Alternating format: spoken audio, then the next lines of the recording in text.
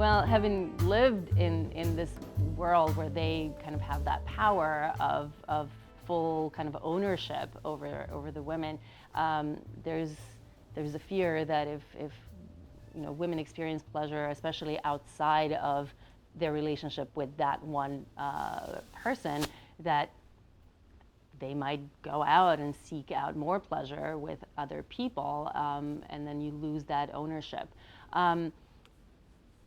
That's not all socially kind of constructed.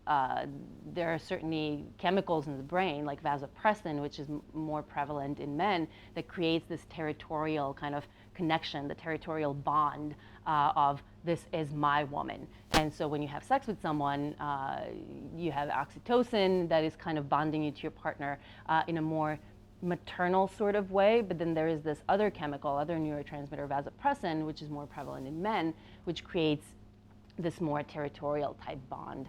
And you can argue, or people have argued that there's an evolutionary kind of basis for that, preserving paternity and not spending resources on a child that is not your own genetic child. And whether that was true or not to begin with, we have now had so many generations of that behavior socially and culturally that it's just learned behavior that it's hard to really get away from, even when you want to.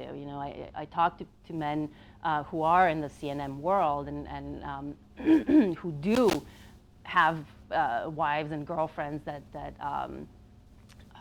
are very sexually kind of empowered and enjoy sexuality and have many orgasms with many other people.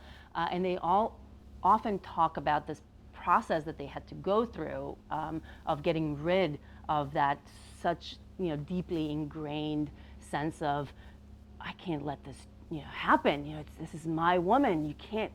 Other men cannot have sex with her, even though intellectually they know that that's wrong, and we've made this agreement that I get to sleep with other women and you get to sleep with other men, but there's still this very kind of instinctive gut reaction that they've had to push through, and many have, but it's not easy.